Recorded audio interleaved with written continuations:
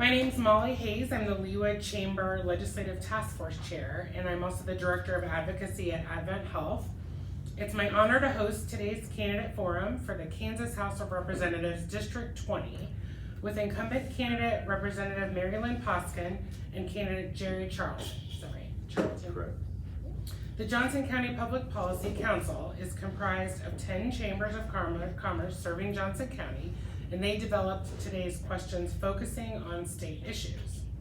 We'll start with brief 3-minute opening statements followed by our Q&A, where the candidates will have 1.5 minutes to answer each questions, and then we'll end with 2 minutes closing statement. So now I would like to ask the candidates to introduce themselves, give a brief personal background, organizations you've been involved with, and why you feel you're qualified to serve in the Kansas House. And we flipped a coin, and did you say you were going to go first? All right, and we'll start with Representative Poskin. Well, good afternoon, everyone.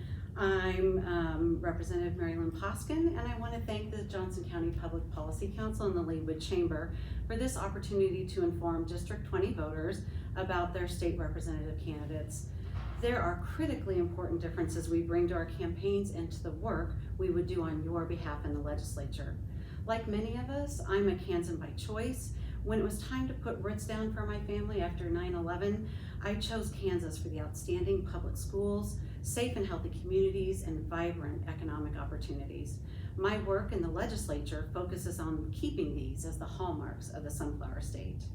I'm the mom of a blended family of 7. I have my husband David here with me today. I was a higher education professional for over 20 years, including 9 years at Johnson County Community College. I'm a small business owner providing college consulting services to local families, and I've served my community in many volunteer positions over the years. In 2020, I was elected the High Energy Champion for District 20 values, and I've been delivering for the district ever since. I've forged great relationships across the aisle, co-sponsored bipartisan legislation, and brought real results back to the district. In just 2 short terms, my legislative leadership has been recognized at the local level when I was elected unanimously as Johnson County Delegation Chair by my peers, and nationally when I was one of only 43 folks selected from across the nation for the Council of State Governments Toll Fellowship. It's been the honor of a lifetime to serve District 20, fighting for its common sense and centrist values.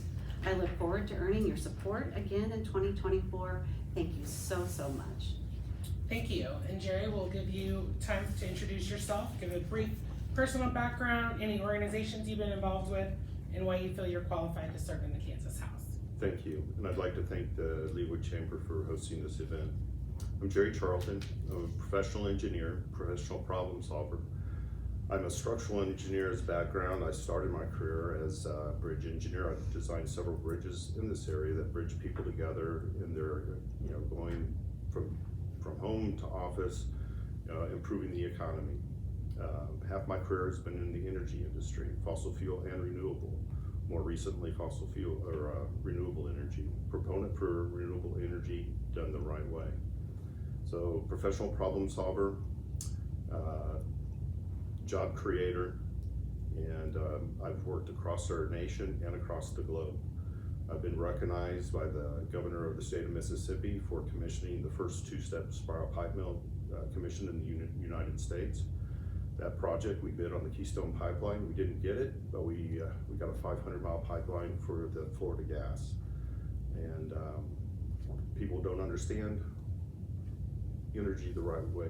I bring that to the table, particularly with inflated energy costs, and it's not being done the right way. We are skipping common sense steps that will bring down our utility rates, and I'm the candidate to bring all that to table. I'm a problem solver. Thank you. Thank you both. We appreciate the background you gave. We'll now move to Q&A. You'll each have 1.5 minutes to respond. So we'll start with Jerry. And as a candidate, what are your top 3 state policy issues? Tax relief. Kansas has a $4 billion tax surplus, and prioritizing vulnerable citizens would be my initiative. Excellent educational results and parental involvement, economic growth through small business, and reduced energy rates. Thank you. Representative Poskin, what are your top 3 policy issues? Sure, because they are the issues that drew me to Kansas above all other states, and I saw firsthand their decline when the state tax policies decimated our state budget, and based upon thousands of conversations with constituents about their top concerns, my top 3 policy issues are: number 1, our children's public schools and higher education opportunities. They're the heart of our communities and the driver of economic success in Johnson County. My 7 children spent 90 years in K through 12 classrooms, and 62 of those were in our public schools. I worked at Johnson County Community College for almost a decade, and I guess you could say I'm vested. Number 2, we need to maintain our safe and healthy communities by funding our public safety budgets, increasing mental health and addiction services, and safe roads and infrastructure. I was the ranking member of the Transportation and Public Safety Budget Committee when we officially closed the Bank of KDOT, and of course expand Medicaid. Number 3, we need to expand our vibrant economic climate with tax policies that are fiscally responsible, sustainable, and equitable, and build on our successes in recent years. I've been a proud supporter of Governor Kelly's comprehensive economic development plan, the first since 1986, which resulted in Kansas being named the Comeback Economy of the Year by CNBC in 2019, brought in record-breaking capital investment to the state, and earned Site Selection's Golden Shovel Award every year I've been in office. I'm here for more of that. Thank you. Our next question: what are your views on state tax policy? And please be as specific as you can. We'll start with Representative Poskin. Well, thanks. You know, just like our budget, our Kansas tax policy is reflective of our values. And you will hear me talk a lot about District 20 values today. We need to be fiscally responsible, balanced, and predictable for a stable business environment, and to help families plan their budgets. Our human and corporate citizens count on critical services like good roads, infrastructure, education, healthcare, and recreation in Kansas. I've delivered on tax cuts. I've eliminated taxes on Social Security, reduced property and income taxes, and doubled the child and dependent care tax credit. I braved election year politics and held out for the $2.4 billion in sustainable tax relief that protected our ending balance projections. In fact, Moody's response in June was Kansas tax cuts will limit fiscal flexibility, but should not pose significant significant credit threat, and noted the compromised nature of Senate Bill 1. I voted to axe the food sales tax, albeit much more slowly than we should have. The question is, can we do more? And the answer is unequivocally yes, as long as we keep an eye on ending balances. I do need to point out that my opponent has published media stating that I did not eliminate the tax on Social Security income or reduce property and income taxes as well after I took these votes and Senate Bill 1 was signed into law. Thank you. Jerry, your turn. What are your views on state tax policy? Please be as specific as you can. Okay, I'll address a bit of Ms. Poskin's current comments regarding me. She was one in the minority that voted against tax relief 2 times before it was passed in a recent special session. And the previous bills offered more tax relief. So her voting for this recent bill was providing less tax relief. The Kansans have a $4 billion tax surplus. The taxpayers deserve more relief than what we got in the last session. High income taxes are impeding growth and burdening retired citizens on fixed incomes. Young families are fighting inflation, and businesses need more capital to reinvest in jobs and innovation.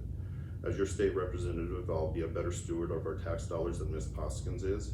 She voted against tax relief, as I said repeatedly, and then when the governor approved Republicans' tax relief package, she agreed that it was the better approach. I'll bring more common sense tax relief to the table. Thank you. Our next question will be on education, and this time, Jerry, we'll have you answer first. What are your views on K-12 education funding and accessibility? I support public schools and will fully fund them. Accessibility is key for student success. Kansans have 2 common sense programs that give families access to educational choices to help their students succeed. Open enrollment gives students access to public schools outside their home district. It can help them succeed academically, and we want all that. Tax credit scholarships give the most vulnerable and the disadvantaged students across access to school where they can succeed. Tax credit scholarships don't divert money from public schools. These scholarships are a very small part of the state general fund, not the education budget. Thank you. Representative Poskin, what are your views on K-12 education funding and accessibility? Sure. Well, without a doubt, education is District 20's #1 priority. I've been a vocal supporter of fully funding general education and special education, keeping public dollars in public schools, protecting at-risk funding, and not supporting tax credit scholarships because they do reduce the state general fund revenue. I earned that title, voucher killer, in my K-12 budget work, all in complete alignment with our chamber's legislative priorities for K-12 funding. Here's what I want every voter in Kansas to know about education. Many claim that they fully funded schools, and here's the hitch. They had no choice. The courts knew they couldn't be trusted and retained jurisdiction. Without court oversight, the legislature has failed to fund special education to statutory requirements since 2011. The entire school funding formula will be rewritten by those we elect this year. Make sure you can trust them, like you know you can trust me. I need again to point out that my opponent has published media stating that I failed to protect children from being medically treated in schools without parental consent, which, as the mom of 7, I know wasn't happening anyway, but I did vote yes on Senate Bill 287 to codify parental consent, and it was signed into law in May. Thank you. Our next question, and Mari-Lynn will have you answer first. What types of economic development policies do you support to encourage job growth and business expansion in Kansas? Sure. I will continue to provide legislative support for Governor Kelly's and the Kansas Commerce Department's framework for growth. It plans for competitive business recruiting and retention incentives, higher quality jobs, and a stronger workforce, and has resulted in stellar growth, and as I mentioned before, 4 straight Golden Shovel Awards.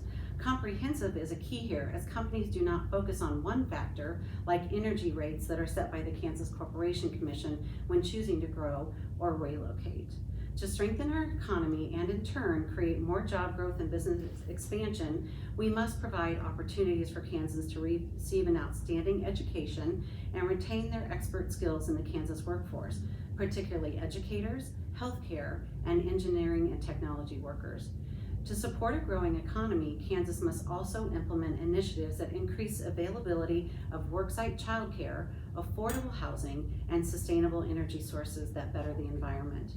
I'm proud of the bipartisan work we did to bring Panasonic and their 5,000 plus jobs to Johnson County. It will be an economic driver for generations to come. I serve on the Commerce, Labor, and Economic Development Committees to be where the action is on every one of these issues. Thank you. Jerry, your turn. What types of economic development policies do you support to encourage job growth and business expansion in Kansas? Thank you. Kansas tax and regulatory environment has prevented the state from achieving stronger economic outcomes. To compete with neighboring states and others, Kansas must focus our policies that reduce taxes and remove obstacles to starting and growing a business. I spent decades working on infrastructure, transportation, and energy projects, many right here in Johnson County. And I've worked very successfully in bringing private developers, municipalities, local and state agencies together for economic benefit of our businesses and residents, as well as their quality of life. These projects are exactly what we need and what our state will be grappling with in the future. I have unique and valuable experience to bring to the legislature. Our state legislature has too few representatives in engineering, infrastructure, and energy experience, and my expertise will be of value to the taxpayers. I'm a bridge builder in every sense of the word. My opponent thinks more government spending is the answer. It's not. Economic development in Kansas will be more robust and a better value for taxpayers with better policies that reduce corporate, personal, and property taxes, energy costs as well, reducing the red tape that's hurting small business. That's why we're seeing sluggish private growth in Kansas. Thank you both. Our next question, and Jerry will have you answer first. What would you do to grow and develop the state's workforce? Lower taxes on and regulation on business will spur job growth and business expansion. One area that will have a bigger impact on Kansas workforce and economy in the coming years is energy and utilities. Very few people understand that our nation's electrical grid is approximately 35% efficient. Among other strategies, I would explore regional business campuses that utilize combined heat and power application, existing affordable technology that drive reduced business costs, utility costs, with upwards of 80% efficiency. This approach would attract businesses with significantly reduced operational costs and be environmentally friendly at the same time. We have great schools and educational opportunities in District 20 that are preparing our future workforce. We need to also prepare our business environment to offer competitive job opportunities, whether blue collar or white collar. I will bring valuable experience to improving our state's energy, transportation, and infrastructure investments that can provide for tremendous workforce growth. Thank you. Representative Poskin, what would you do to grow and develop the state of Kansas's workforce? Sure, well, my experience on the Commerce and Labor Committee is that we are experiencing a labor shortage, and my opponent mentioned a sluggish economy, but the latest statistics from the Bureau of Economic Analysis show our second quarter GDP up 5.6%, the second highest in the nation. So the foundation of a strong workforce starts first and foremost with maintaining superb public education from pre-K through post-secondary school. Then we need to promote the available jobs to our graduates and their scholarships that will get them there. The Promise Act scholarship is a last dollar scholarship that reduces the cost of entering high skill, high demand jobs with the promise that recipients will work in Kansas. My 2022 bold and bipartisan bill to double the funding to the Kansas Teacher Service Scholarship is another example of policies that keep our graduates in Kansas. This session, we also increased funding to the Nursing Service Scholarship. Evidence-based training and support for ex-offenders to re-enter the workforce have been proven effective at growing the workforce while reducing recidivism. We need policies to help our Kansas businesses attract and retain employees with innovative and incentive plans like my Kansas Employee Emergency Savings Account bill. Much of the legislature has been focused on culture war issues. It's imperative that we maintain a welcoming Kansas for all with non-discriminatory policies to attract top level talent. I'm tripping over my T's on that one. Thank you. Our next question, and Representative Poskin will have you answer first. What are your views on the state's role with respect to ensuring access and affordability of post-secondary education? Sure, well, I did touch on that a little bit because it's so interrelated to workforce development. And as I said, I've worked in higher education for nearly 2 decades, including 9 years at our crown jewel, Johnson County Community College. Post-secondary education needs to be accessible and affordable to any Kansan who seeks it. Unfortunately, and this is a nationwide trend, the costs for such have shifted dramatically over the years from state funding. So our higher institutions used to be funded more by state general funds across the board, and they have shifted to tuition revenue, which overburdens our Kansas families and students. I voted to renew the Engineering Initiative Act, the Kansas Board of Regents funding, and was delighted to see the KU Cancer Center achieve NIH Comprehensive Cancer Center designation in 2022. I've been a proud supporter of that Promise Scholarship I mentioned before, which is the last dollar scholarship, basically making it free for eligible students to get an associate's degree in high demand fields. It's imperative also that the legislature not overstep its role and leave management of our post-secondary institutions in the proper hands. In addition, we must support multiple post-secondary pathways from academia to apprenticeships. Thank you. Jerry, what are your views on the state's role with respect to ensuring access and affordability of post-secondary education?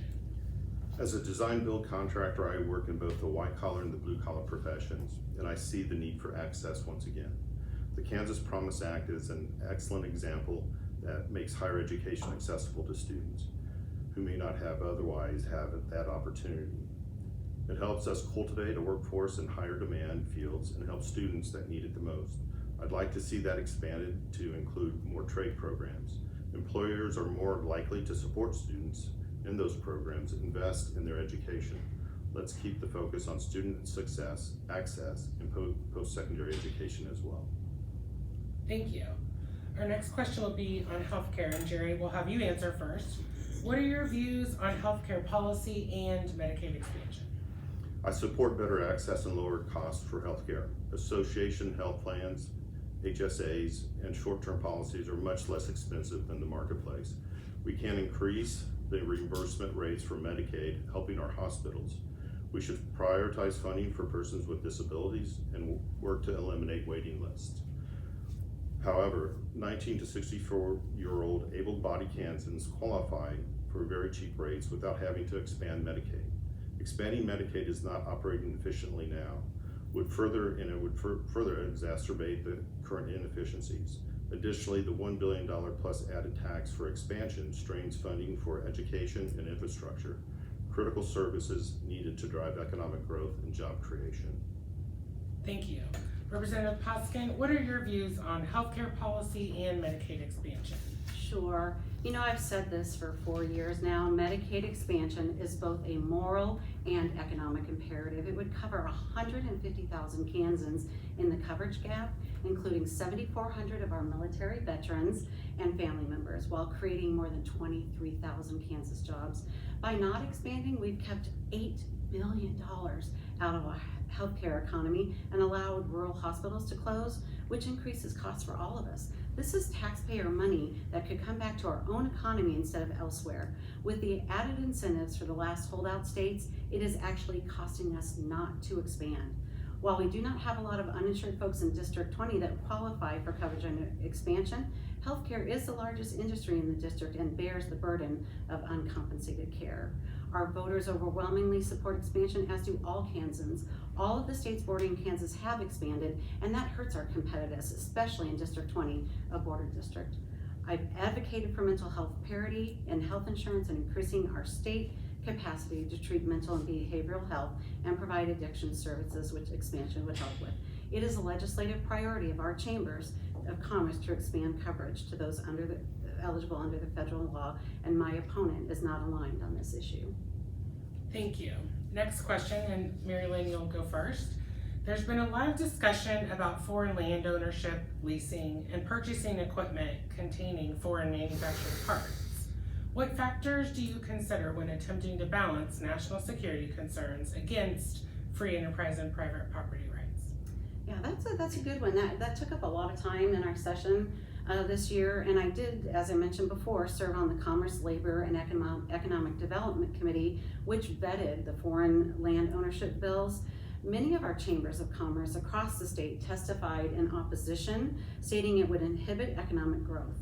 While we must protect ourselves from foreign adversaries, and that definition kind of went all over the place during session, I found the legislation too broad and lacking in standards. I was not convinced that the state has the resources or expertise to properly implement legislation that could truly balance national security concerns against free enterprise and private property rights.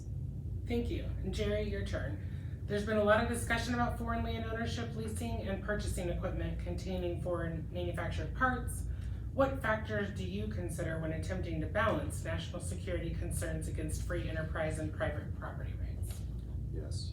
The topic of national security immediately brings into question the adversarial nature of the foreign country's relationship with our nation, and more specifically, the nature of the business and the location of the business.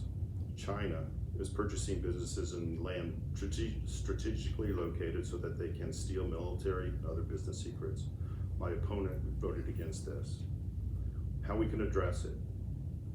As Mari-Lynn mentioned that she acquiesced with regards to not being able to assess who this foreign adversary is. That's why Kansas needs to reach out to our military apparatus and our national security apparatus to help us make these decisions.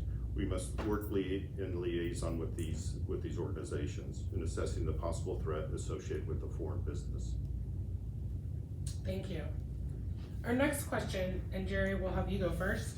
How control over decision making is divided among the state legislature and local governments, including school boards, on issues such as tax, economic development, and education has been a matter of debate. What are your views on this issue? Local community leaders are more aware of issues impacting the citizens they represent. This includes school board members whose focus is to assess and address the impediments towards students being proficient in reading and math. Local authorities collect a lion's share of our property taxes. It should be their responsibility to find efficiencies, and cut the mill levy when valuations increase. Property owners should know how an increase in mill levy will affect them. The state can help with economic development programs and improving the regulatory environment, but locally, elected officials take a primary role in issues closest to our citizens. Thank you. Mari-Lynn, your turn. How control over decision-making is divided among the state legislature and local governments, including school boards, on issues such as tax, economic development, and education has been a matter of debate. What are your views on this issue? Sure.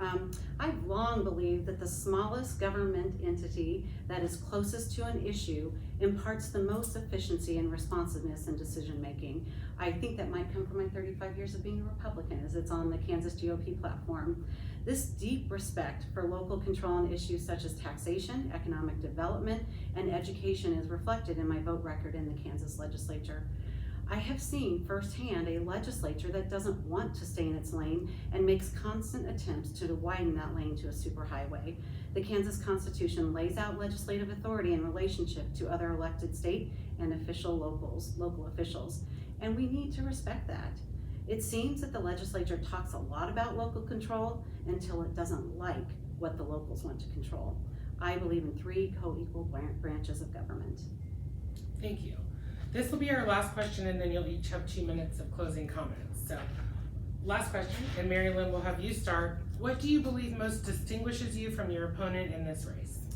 Sure. So when I answered this question on the public policy survey back in June, my opponent had not published a website or created social media presence, and I had not seen any other surveys from him. So I focused on the positives of my first term accomplishments and results for the district by saying I offer 4 years of nationally recognized legislative leadership affected by partisanship and my signature high energy championship when advocating for our district values. But it was a compare and contrast question, so I had to make a statement about my opponent, writing, to date, my opponent has not published a campaign website or social media presence, perhaps indicating a lack of preparation and or transparency. Months later, I believe I hit the nail on the head with that original observation. It's tough to choose priorities for walk cards and website real estate, and his top 3 have already been passed by the legislature with my yes votes, perhaps proving that lack of preparation. His campaign finance report was 2 days late, even though it was only a personal loan on there. His walk cards say to vote by November 8th, even though the election is November 5th. He touts his ability to build concrete steel bridges, but this job, the honor of representing House District 20, is more about building metaphorical bridges, building relationships with voters across the district, the legislators across the aisle, and building trust that you are impeccably prepared and have thoroughly researched the issues at hand. These are the skills that have earned me broad endorsements across advocacy groups that matter to House 20. I don't believe my opponent has earned any. Please correct me if I'm wrong, the difference is clear. Thank you. Jerry, what do you believe most distinguishes you from your opponent in this race? Well, for one, we could address preparation, as she mentioned that to me. I've had a campaign website up for 3 months, and apparently she's not aware of that because she stated that. But even more so, my professional experience is more valuable. I'm a better steward of our tax dollars. Like I said before, she voted against taxing. She voted on taxing Social Security twice by not voting for the Republican tax relief package 2 times. She had to vote for it once the governor acquiesced on it, and it was less than what the first 2 bills were. In addition, my opponent is an extremist. She supported using state funds for gender reassignment for kids, limiting parental rights. And additionally, my opponent received an F on her voting record by the Kansas Policy Institute. The grade is based on the essential elements of maintaining a free society and further assessing her voting record as it impacts student-focused education, economic freedom, and constitutional principles of individual liberty and limited government. We don't need an F in our state legislature. Thank you. And then, like I said, we'll have 2 minutes for each of you to provide any closing comments or a closing statement. And Jerry, we'll start with you. I'm, as stated, just following moment was, I'm better prepared for this. I bring a professional problem-solving background to the state legislature. I've designed infrastructure, energy projects nationally recognized across the nation and our globe. So this is one aspect that my opponent has no experience in whatsoever. I value our student education. I love school. I love math. I participated in math counts. It's the math version of spelling bee, and it's incredible the youth and our kids that are competing in these competitions and the math skills they bring to the table. We need to accentuate these programs. But again, my background and my diversity of experience is more so than my opponent, even though she has 4 years experience in the legislature. Thank you.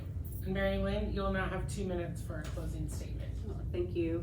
Thank you again to the Johnson County Public Policy Council for coordinating today's forum, and to the Leawood Chamber for hosting, and to Molly Hayes for moderating. So in last night's forum, I mentioned that as a National Merit Scholar, it's really hard for me to have Fs, and I was aware of my F with the NRA, and I will have to say that I'm just as proud as an F in the Kansas Policy Institute. They are the ones who are pushing vouchers. They are the ones who wrote the election year magic math special education funding formula that would use local option dollars to fulfill the state's obligation for funding special ed at 92% of excess cost. Not on my watch. I would also like to address the tax policy. It is done. The sausage making along the way is something that a lot of people don't have experience in, and my opponent does not. Those tax bills, all in totality, that the Republicans were proposing when I voted no, would have put us under the statutory required balance by 2027 and in a deficit by 2029. That will not happen. We are not going to back to Brownback on my watch. It's been the honor of a lifetime to serve Kansas House District 20 for the last 4 years. I ran as the high energy champion for District 20 values and won my first election when only 23% of the district was registered as Democrat. I continue to increase my support from our voters across all party affiliations because I take care of business. I've been a Republican for 35 years and a Democrat for 4. I'm less concerned with partisanship, and like our governor, whose endorsement I landed yesterday, I lead from the middle with constituent input and tons of research. I've worked hard to deliver real results for you, and I'm ready to do so again next session. I'm Representative Mari-Lynn Poskin, and I'm asking you for your continued trust and confidence when you cast your vote by November 5th. Thank you. This concludes our candidate interview for the Kansas House of Representatives District 20. Thank you to both of you for participating in today's program. For more information about candidates, videos of these and other candidate forums and interviews, and advanced voting details, please visit votejoco.com. Please share this resource with your colleagues, friends, and family. And on behalf of the Leawood Chamber of Commerce, thank you to everyone taking advantage of this opportunity to learn about candidates by watching these interviews. Best of luck on your campaign. Thank you, Jerry.